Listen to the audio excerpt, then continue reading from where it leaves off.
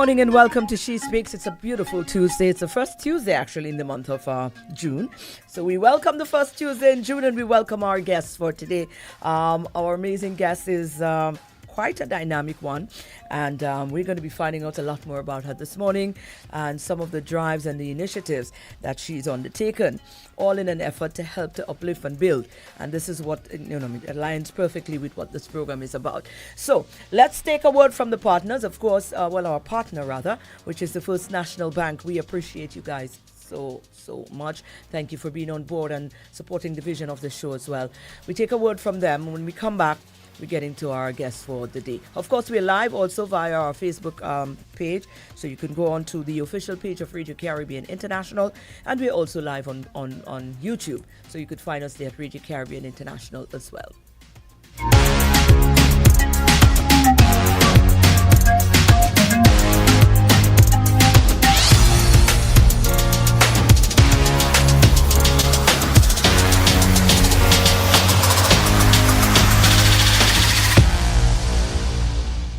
It all started with a penny. For over 85 years, we have invested in our farmers, fishermen, people, and our country. When we were called to serve, we were here. We understand what is valuable to our people and our country. That is why we support all industries, including tourism. We are the bridge towards a brighter future and economic growth. When our people, government, and businesses called upon us, we were here. 85 years later, First National Bank St. Lucia Limited is here for you.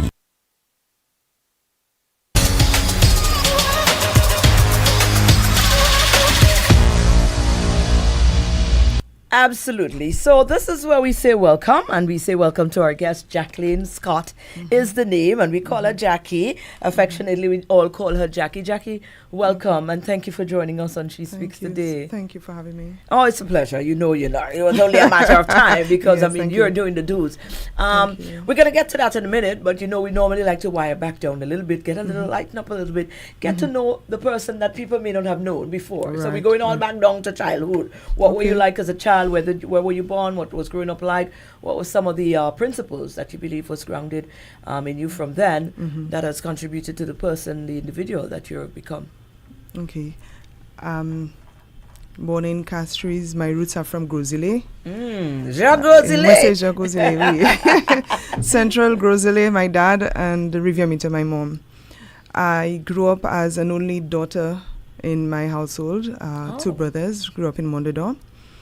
Growing up as a child, I was extremely shy. If there's one thing I can recall, really shy. I don't even have a word to describe it. And so I grew up that way, and I used to observe people who had a different personality, more outgoing personality, and I sought to emulate them and to want to be like them because I understood that to be the healthier way.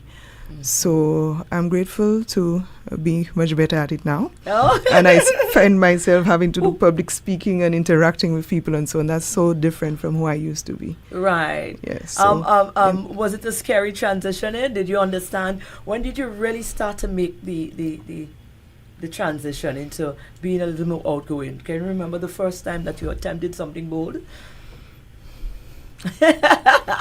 I think that was back when I was at Sir Arthur Lewis. I started my career as a secretary, and then we created a secretaries club, and then we sought to have activities and so on.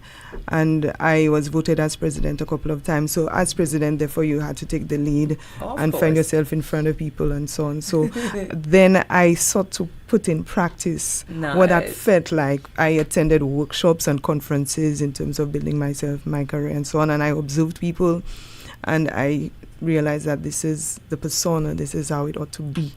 So every time I got an opportunity, I put it into practice. I tested myself. Okay. So That was a bold move Yes, there. indeed. Right. Let's take a word from the partners, and we're coming back. When we come back, we delve in, because there's a lot happening in terms of your career path. You're an entrepreneur. You're a seasoned entrepreneur. You're a marketer. You've got a lot going on. Yes. We've got an event that is coming up that you're also up. curating, because you've also, under your brand, you've also created a space to enhance, well, sort of like a charitable arm to the space. So you've got some stuff going on under that banner as well. So we want to go there with you. But let's take a word from the partners, the First National Bank, and we'll be back.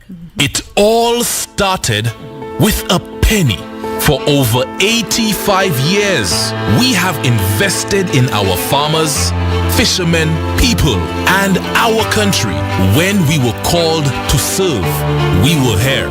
We understand what is valuable to our people and our country.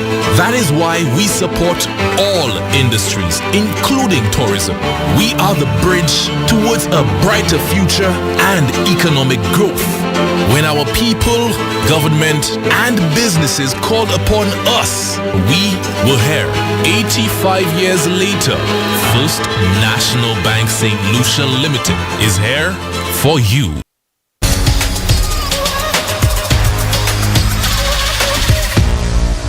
And we are back. For those of you just joining us, whether you have chosen to join us via Facebook or YouTube, or you're just listening in or via the frequency or online, we are grateful to have you. Our guest today is Jacqueline Scott. She's an entrepreneur, marketeer. She's an event planner. She you also did you bake, you stuff like listen. I everything. Some good old cake Jackie used to bring for us. I ain't get cooking a long time, but that's all right. We're gonna come to that in a minute. Let's talk about now moving into your career path. What was the first indication that this is where you wanted to be? What was the driving force behind choosing or falling into whichever came first into your career path?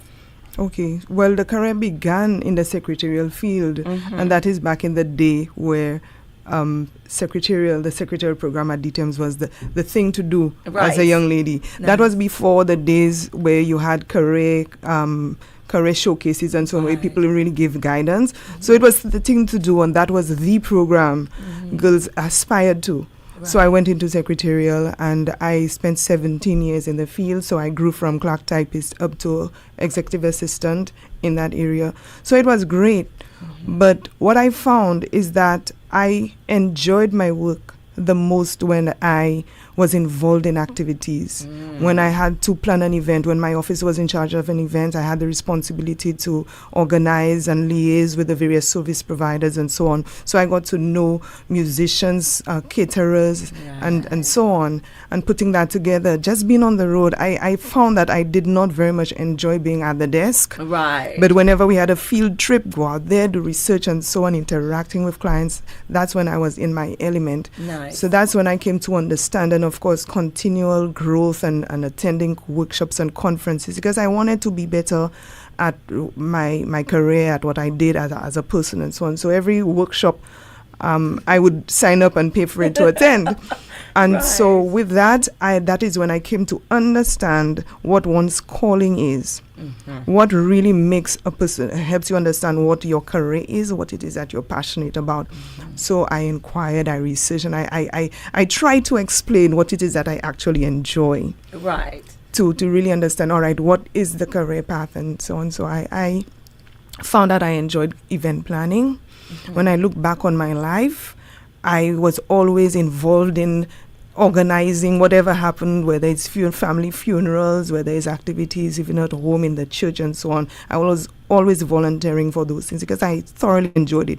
So my friends would get married, I'd be the decorator for the wedding and so on. For my wedding, I did everything, so I came to understand that there is a reason why I had that passion for that kind of thing. Was it a mental sort of, did you ever at a moment have a mental sort of battle with yourself? Because remember, the era is where this is what was expected of the woman. The woman was expected to be, there you had it perfectly laid out for you, and there you are, you want to go on, you want to be a road runner, you want to be in the thing, so it sort of made you feel like, okay, is something does that make me a less of a moderate woman by wanting to be out there and being involved and being in, some, is that something you battled with at some point?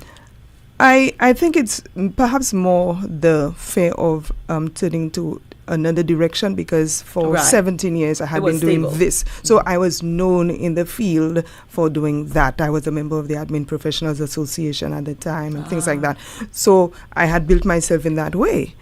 But then to now see something completely different and to move into it. So it was sort of the fear of, can I really do this? But I wanted to be where my calling was. I wanted to understand what it is that passion was all about, and I wanted something that made me happy. Yes, not just that I can do it, but that I enjoyed doing it. Right. So I went. You jumped. You jumped. Literally. Literally. Jumped. Right, and that was the birthing of what? Etc. So again, we're going back. It began with the fact that I grew up in a household that we were always celebrating milestones at home. And it didn't even have to be a milestone. Sometimes, but that's back in the days again when people used to visit your home. Yes. People would drop by on a Sunday and so on. Let me tell you, in Tutus, there would be some party happening. Music would be on, chicken frying, things coming out. My mom always had something to offer. And in Tutus, it's just a visit would turn into dancing. Yeah. Right? And all milestones, she would celebrate each of us. There was always a celebratory cake. Flowers, setting up the home and so on, preparing to welcome guests, and it just turned out beautifully. People enjoyed coming to our home because Mom was so good at it, being hospitable and so on. So I grew up with that. So that was a part of me always being involved in something, because then I'm enjoying it. This is what I love. So our cakes were delicious. I wanted to know how to make cakes. I never had career in mind. I just wanted to know how to create this beautiful thing. So I had to do it. I had to learn how to bake cakes. I can't tell you the number of cakes I botched. Dough boys, cakes that would come off like this, until I got to do it well. So that was that. I love flowers. Flowers make me weak in the knees. I tell people that. Flowers do something to me. So I wanted to know how to arrange flowers. So I did a course in flower arranging. So I love to decorate. Therefore, I would always be volunteering to do the deck for my friends' parties, their weddings, and so on. So it was known that I would be the one to set up. And so when it came to the career path, I felt, well, okay, how do I translate that into, making funds? Because people say, but Jackie, you do that so well. You could be making money out of that. And I never thought of doing it as that. It was simply a hobby. How long did it take you to make that? Because I am listening to you, and myself included. There's a lot of people who are stuck in that realm. Like they've got something they love doing, and they do it. But being able now to translate that love and that passion into a career, it's where it becomes really, it gets clouded for some people. They don't know how to do it. Yeah, because you're just thinking that this is a hobby. Why are you thinking of me making money out of that? I don't even know how to charge people. You'd make cakes and you wouldn't make any money on it, because you don't even have the courage to charge tell somebody will pay me for this. That's what it would cost. Right? So you're doing that, absorbing the cost to yourself, because you don't have the courage as an entrepreneur would to say, this is the cost of my service. So when did you make that break? When did you break that cycle? I can say that came after COVID, because I was forced to go into it. When lockdown came, I was on redundancy from my work. I needed something to fall back on. Thank God I had those skills. And I was really good at it. So I decided, let's put my cakes out, let's put my cookies out. I started making rum punch and peanut punch and so on. And they were great. I labeled them because I had that creativity thing about how my bottles would be not simply a label but decorated and all of that. And I decided, let's give it a shot. And I saw that it took off. And then people saying, but Jackie, why are you doing that? But you don't see the Lord is leading you into another direction. You're not going back to work, So people were speaking it into me, and I hadn't seen it as that. I just saw it as something to fall back on until. Right. And then I really felt led to do this, because I began to the passion and the joy for creativity started coming back out, and I'm going like, the more I do it, I'm going like, wait a minute, Jackie, you've had all of that there, so I just honestly didn't feel to go back to formal work.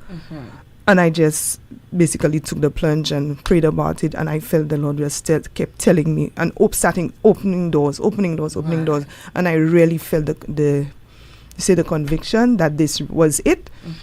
And make my day. It started with Cakes Etc. But with Cakes Etc., the etc. was the extra things like the events and so on. But then and so on. But because cakes was the first thing that I did and mastered.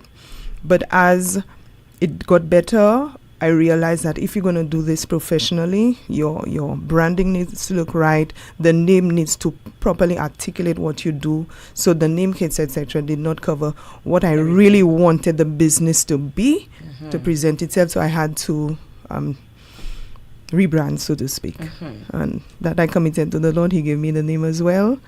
And there it is. Which is what you do. You make the day, but when it's a birthday, there wedding, it is. you make it. You make it. Even funerals, people don't think of decorating and preparing Yeah. for that important day. Yes. Yeah.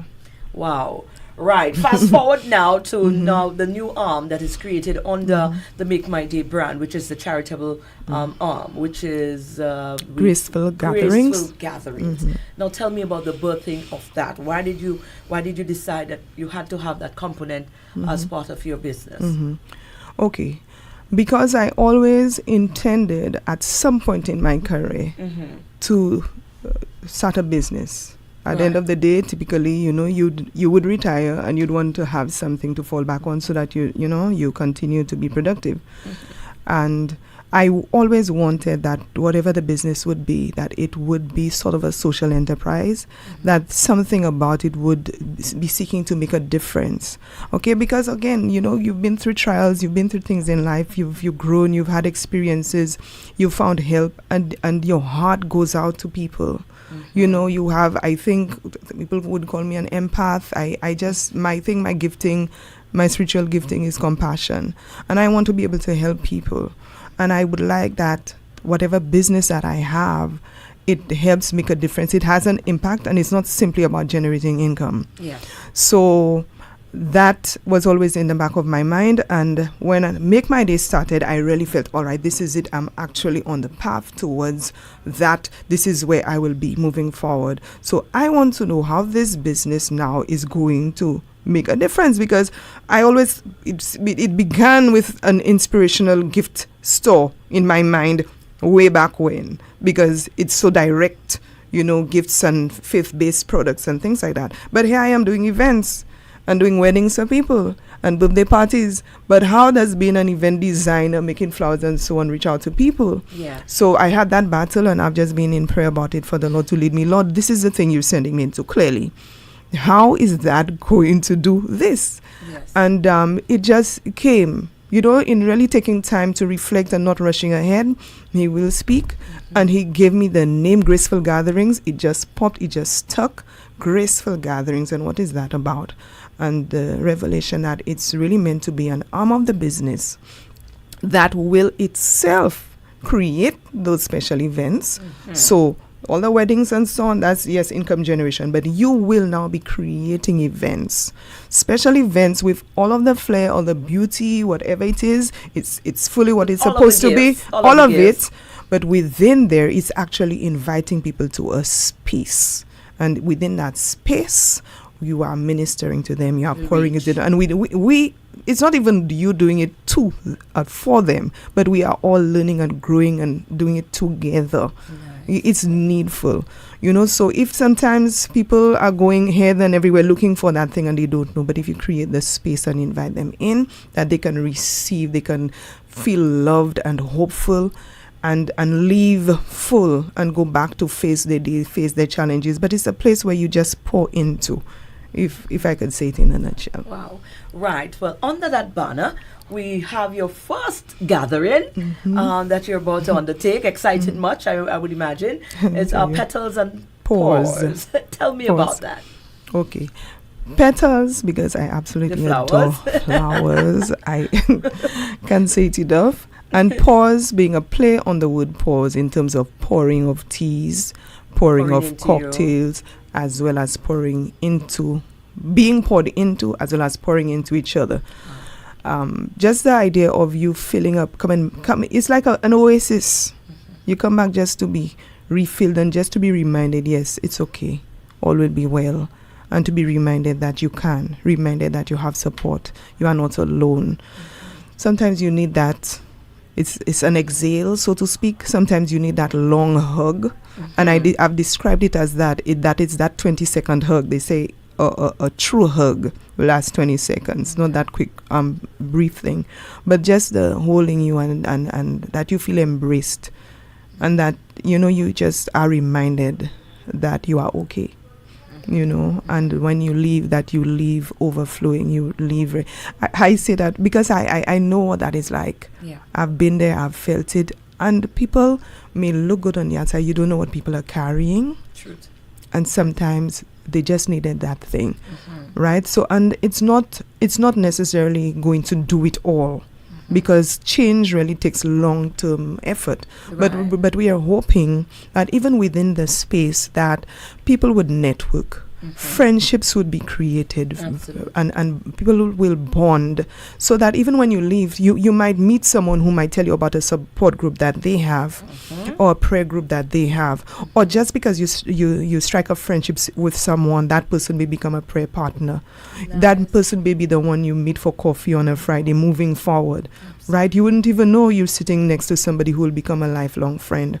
So we're hoping, so it is that space, but we're hoping that it catalyzes a movement, to be honest, and people get to know each other and things happen beyond the event. So that's what it's meant to do. Right. And speaking of things happening beyond the event, you also created a space in there where persons who may have the desire that you have as well for service, to give back, and they don't know how to really channel it. So you've also created a space in there where you're going to be making some sort of contribution to the renal department as well. Yes. The St. Lucia Renal Association. Yes, because again, graceful gatherings, whatever event we create, that event will identify a cause, and we will support that cause. So it's not going to be just that one organization all the time, but with each event we will identify a cause, and within there we will have a fundraising element to raise funds for that organization. And sometimes you don't hear very much about the Renal Association, but if you understand kidney disease for what it is a very costly condition. And so many have it, and I've come to learn more about it, and I just felt that we could start off with them and see how we can help support. So that is the one that Petals and Paws will be supporting this year. Wonderful. Now I want to talk a little bit more about Petals and Paws. I know it's a baby of yours. I know you're passionate about it. When is it happening? When? How can we get involved? I mean, we're excited. Now we understand the whole trajectory and what the aim of all of this is. I'm sure we're getting excited. It's a ladies' event. Or ladies only. Right. When is it going to be? It's happening this Sunday. Oh, we are there already. Already. Let me tell you, it felt far, but it's speeding ahead. Nice. So it's Sunday, June 8th, and it's being held at the Sandals Golf and Country Club. Nice. Starting from 2:30 until 6:30, and we have a packed program for the afternoon. So as I said, it's going to have the works in terms of the recreation element, the good time element. Nice. So we will be having live entertainment by Ronnie Strings, the cellist, up and coming cellist. He's really awesome. Barbara Day is on board, and Shirley Ann Cyril and her band are coming. So we will have a mix of, different genres of music, but generally it will be inspirational. So it's not a gospel event, it's not a church thing. It's open to any and everyone. It's just that naturally when you speak of inspiration and motivation and so on, we will. So we have that. We have the tea segment, whereby we have the tea company Enchanted Kettle who will be leading that experience. And then we have a crafting experience where we'll be creating something which we'll be exchanging with each other. So in that way we are pouring into each other. And we also have our guest speaker, Laura Thomas, coming in from Barbados. She's arriving on Thursday. Nice. And she's going to be presenting on that, purpose and women and so on. And her background is that that's what she does. She started as an educator, but she's also a social worker and counselor. And so she's an ideal fit. She's, the kind of person who's able to interact. She's just a down-to-earth kind of person, and I think she'll really be able to connect with the ladies in the group. So it's really about us together, just sharing, reminding ourselves, and yes, just a reminder that will, renew that hope and help us live there, ready to hit the road again. Yeah. Right. How, if persons wants to get involved, how can they? Do you have a number? How can they reach you? Right. They can. My number is 721-8900. 721-8900. They can WhatsApp, or they can reach me via Make My Day, my page. That is at Make My Day SLU on Instagram. At Make My Day SLU, or simply call 721-8900. And tickets are being sold at the Cell, Miku Street, Castries. That's opposite the Paris Center, and at Baywalk, and online at stluciatickets.com. Okay. Awesome. Well, they have all the information, so I hope we'll see some of them on Sunday. Let's wire back down now to, the importance of listening to your passion. The fair, like you said, you had a few of them yourself because you were there in this safe space. No pun intended, but you there in the safe space where you created a life for yourself. Around what was societally accepted. The status quo was that is what was on at the time. You placed yourself in there and you create. You owned the space, right. But then the fulfillment, you weren't feeling that. There was still a lull. There was still that calling. There was still that emptiness because you were not doing what it is that you really wanted to do. And you know it. And you know it. How do you now? How do you now really convince somebody, because you've done it? How do you convince somebody who might be in that space right now and not too sure? It's really battling with their mental. Now, should I do this? Should I not do it? What is going on? You have done it. And you understand the importance.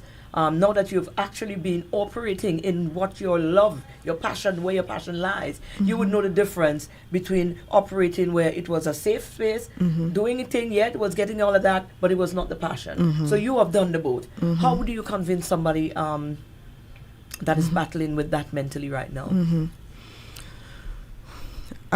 What I can say is that you won't ever find joy in your work and be as productive as you can be unless you are where you are happy to come to work, where it's not work. And I used to hear that when you are doing what you are meant to do, it's not work. It doesn't feel like work, to be honest. And I'll explain from my point of view. Right now, I am doing what I enjoy, and the work, I'm telling you, it's backbreaking, especially with events, the long hours, the heavy lifting, the prepping and breaking down, sometimes the same night, carrying and so on, coordinating. It's a lot of work, but it's the kind of work where you're dragging at the end of the day, but you're happy. Excited, Let me tell you, it was worth it. You wouldn't have it any other way, right? So that is different from coming to work. Yes, you're excelling, you're getting it done and so on. You are being productive because that is who you are. You love excellence. But then when you're heavy about it because you're not happy. But coming to discover, how come, I don't know, I can't recall when it just dawned on me, but how come that is what I enjoy the most? My goodness, I'm like a bird in the office when we have an activity, we have something, an exhibition to plan, dealing with PR companies here, decorators over there. I thoroughly enjoy that, and just give me a project to work on. And I was in my element, right? So I'm saying, when you come to discover that this is it, and what calling is all about, I say find the courage to do it. And sometimes it doesn't necessarily mean that you have to have the funds, because I did that cold turkey over COVID. There was no job, nothing happening, and here I am going to start a business. So it has not been easy, neither is it easy. I undertook this thing there by faith only. So this is not even to say that I necessarily had the funds to this, and I took the plunge to do it because I felt led to do it and felt called to do it. So it's a matter of not fearing to take the plunge and to get it done, because if it's right, you will succeed. Wow. It will work out. The Lord will open the doors. He'll make it happen, and you will be happy. Finally. Absolutely. Yes. Mm-hmm. Jackie, thank you so much. Yes. We appreciate and we look forward to Sunday. Well, I'm going to make it there on Sunday. Thank you. I think I want to be there. It sounds exciting, and I think it will be a nice, place to just unwind after so much is happening. So thank you again, and we want to take the opportunity to wish you the best as well moving forward. And I'm sure this is not going to be the last that we're interacting with you. Yes, thank you. Because it seems like there's a lot in the store. There's a lot to come. Absolutely. Do we have a moment to say thanks to our sponsor? Yes, you can. You go ahead. Okay, I just want to say thank you because it wouldn't be possible without them. I would like to say thank you to Lucilec, to Timeless Opulence Event Rentals, Schweppes, The Cell, Polius Party Rentals, and Barbara Day. Thank you so much for your time. Even that, I just want to express my kind condolences to her on the passing of her dear friend. And we understand that sisterhood, and that is what she expressed even in her post today. So we just want to let her know that our hearts go out to her during the season. And Shirley Ann and her band, and the Sandals Golf and Country Club, and others, if I haven't mentioned your name, Faze, Hand Soaps, and She Naturals. Also Jade and his team, Barbara from Right Angle Imaging. I want to say thanks to everyone who has come on board to help support this, because they've bought into what this is all about, and they have brought what they have to the table. So thank you very much. Wonderful. Not a problem. Jackie, thank you so much. And thank you for having me. Not a problem at all. Guys, that's our show for today. You can join us again next Tuesday, God willing, for another She Speaks right here. Of course, made possible by the First National Bank. Stay tuned. Hyper is next.